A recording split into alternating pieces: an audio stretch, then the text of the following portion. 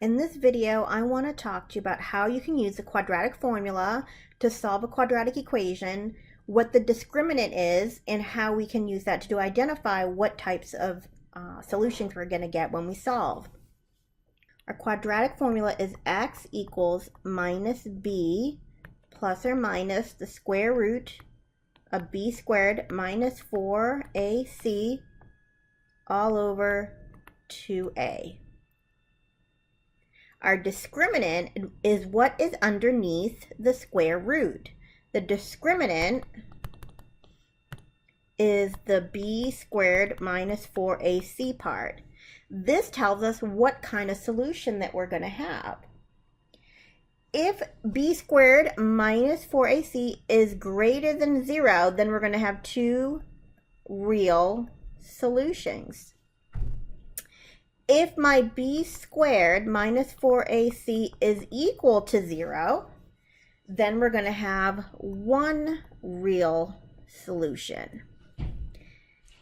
And if my b squared minus 4ac is less than 0, meaning it's negative, that means we're going to get a negative under the square root, which means we're going to have two imaginary zeros.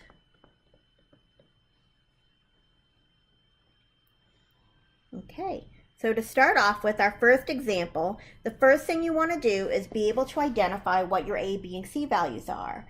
And in order to do that, you need to have it set up where you have everything on one side and 0 on the other. And you want to make sure if you have any like terms that you combine them first. Everything is combined and I have 0 on one side. So that means I can identify my a, b, and c values. Whatever is in front of my x squared is my a value. Whatever is in front of my x is going to be my b value.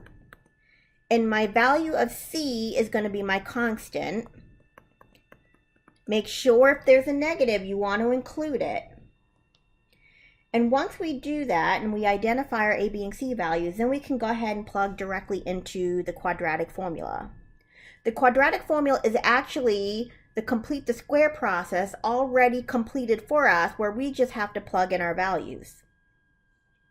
So I'm going to refer to my formula up here. I have minus b, so that gives me a minus 11, plus or minus the square root of b squared minus 4 times a times c all over 2 times a.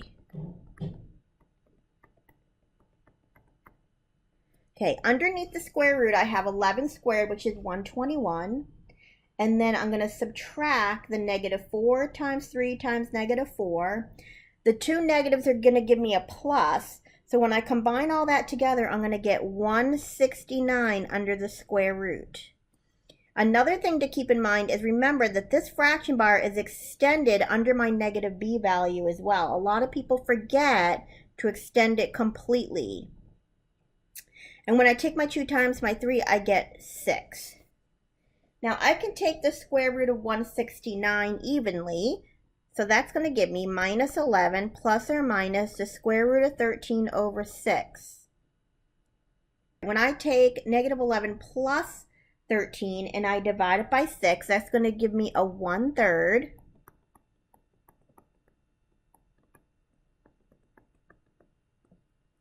And when I take minus 11 minus 13 divided by 6, that's going to give me a negative 4. So I have two answers here.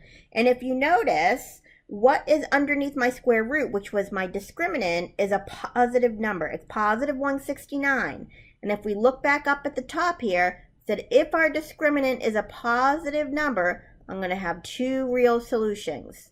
So the discriminant tells us what kind of solutions that we're going to have. Okay, in the second example, we have 3x squared minus 2x minus 4. It's set up for us where I have 0 on one side and everything is combined together. If I have any like terms, that's all set up. So I can identify my a, b, and c values. My a is 3, my b is negative 2, and my c is negative 4. So I'm going to go ahead and plug that into the quadratic formula.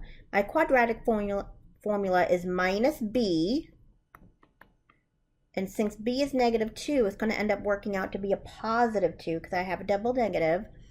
So I have minus b plus or minus the square root of b squared minus 4 times a times c all over 2 times a. That is going to give me a 2 plus or minus. Now when I add everything up that's underneath the square root, the -2 squared gives me a 4. And I have a double negative. I have a -4 times a -4 is 16 times 3. That's going to give me a positive number. So when I take the 4 and I add 4 times 4 times 3, that's going to give me a 52. And that's all over 6. When I go ahead and continue to simplify this, I can simplify the square root of 52, and I can rewrite that 52 as 4 times 13, and I can bring that 4 out under the square root as a 2. So I have 2 square roots of 13 over 6.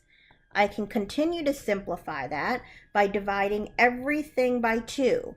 So I have 1 plus or minus the square root of 13 over 3, because I took a 2 out from here, here, and here. So my final answer is 1 plus the square root of 13 over 3 and 1 minus the square root of 13 over 3. Okay, last example. We are going to go through and first clear the fraction so that we set this up so that it's an x squared plus something x plus something else is equal to 0. So I'm going to multiply everything by x squared. That's going to give me a 4x squared plus x minus 1 is equal to 0. And remember, all I did was I took x squared over 1 and multiplied each term by x squared over 1.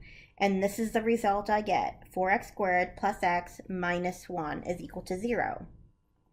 Now that it's in the correct form, I can identify what my a, b, and c values are.